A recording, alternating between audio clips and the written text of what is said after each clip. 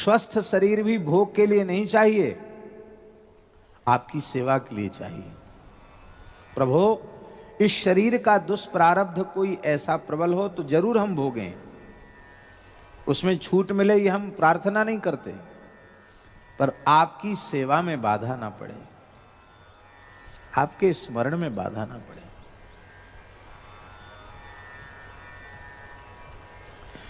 क्योंकि सेवा स्मरण बनता रहेगा तो कष्ट कष्ट नहीं रहेगा। सेवा स्मरण बाधित हो जाएंगे तो शरीर के रखने का प्रयोजन ही क्या है। सेवा और सुमिरन दो ही प्रयोजनों के लिए भक्त का, वैष्णव का, शरणागत का शरीर होता है, और सेवा सुमिरन दोनों छूट जाएं तो फिर क्या प्रयोजन है। परम पूज्य संकीर्तन सम्राट श्री प्रेम भिक्षु जी महाराज निरंतर अष्ट सात्विक भावों में भरे रहते थे।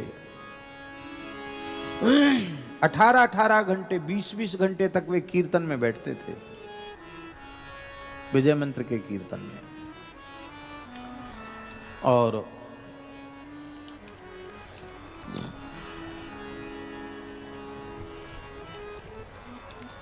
भगवान के जो श्रेष्ठ भक्त होते हैं उनके शरीर के जो रोग होते हैं वो भी सामान्य नहीं होते हैं, असामान्य होते हैं। उसका कारण यह है,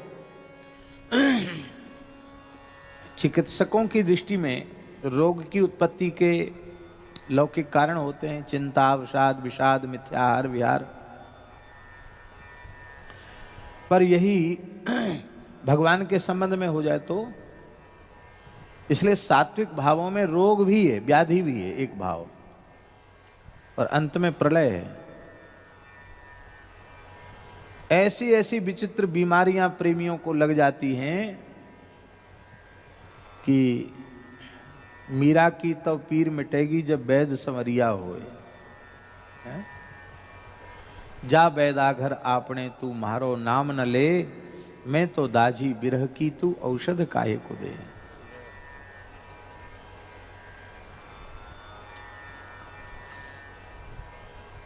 हड्डी में घुन लग जाता है, हड्डी में घुन लग जाता है। लकड़ी में घुन लग गई तो लकड़ी बेकार हो गई, चाहे जितनी बढ़िया लकड़ी हो, घुन लग जाए तो लकड़ी बेकार।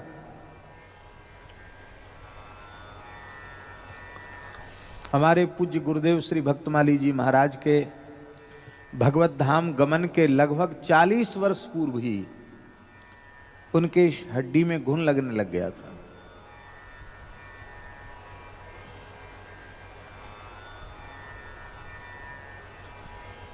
ऐसे निरंतर वे विरह के सागर में डूबे रहते थे।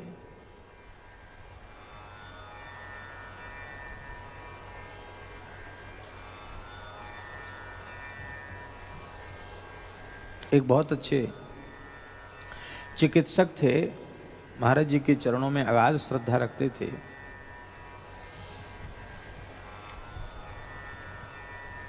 विप्र देवता थे।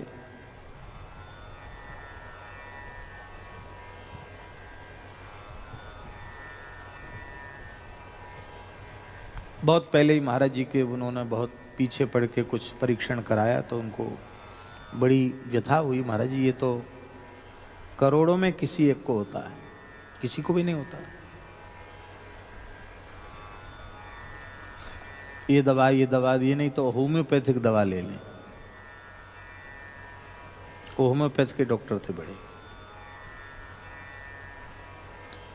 महाराज जी बोले, हमारी व्याधि की औषधि किसी वैद्य के पास।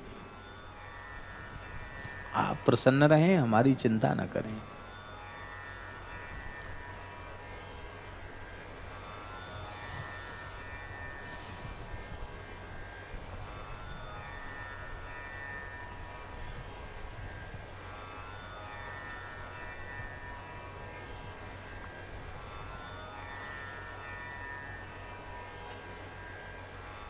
श्री प्रेम भिक्षु जी महाराज के संबंध में हमने सुना है कि चिकित्सकों ने, बंबई के चिकित्सकों ने देखा, बोले इतने उच्च रक्तचाप में कोई व्यक्ति जीवित नहीं रह सकता, सारी सीमाएं पार हो गई। क्योंकि इतना तीव्र विरह, इतना भावावेश रहता था कि उसके कारण वो, आप विचार कीजिए 18 घंटे तक कीर्तन करने कोई सामान्य बात है? बलपूर्वक उनको कीर्तन में लिटाना पड़ता था, उसमें भी शरीर ऐसे होता रहता था नाम ध्वनि में। जब प्रेम की विफलता बहुत अधिक बढ़ गई तो चिकित्सकों ने बड़ी कठोर निर्देश किया कि अब महाराज कीर्तन में नहीं बैठेंगे, सत्संग में नहीं जाएंगे, लोगों से मिलेंगे नहीं, अब इनको ज़्यादा से ज़्यादा विश्राम दिया जाना चाहिए। पूज्य श्री प्रेम भिक्षु जी महाराज जामनगर में थे और एक अंतरंग उनके प्रेमी थे, उनसे उन्होंने कहा कि अब हमारे रहने का कोई प्रयोजन नहीं है। क्यों? सेवा और स्मरण दो चीजें बने तब तो रहना ठीक है। ना तो इस शरीर से अब सेवा बन रही है, ना ही स्मरण बन रहा है, तो जब हम किसी लायक ही नहीं, कथा कीर्तन के योग्य ही नहीं हैं, तो अब हम संसार में रहकर करेंगे भी क्या? और अब हमने जाने का निश्चय कर लिया है। उसके कुछ ही दिन बाद वो महाप्रयाण कर गए।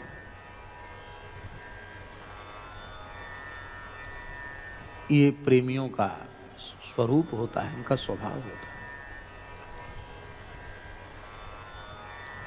इसलिए रोग नाश की प्रार्थना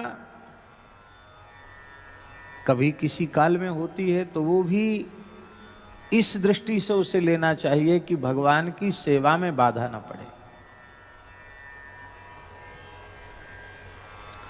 एक महात्मा थे,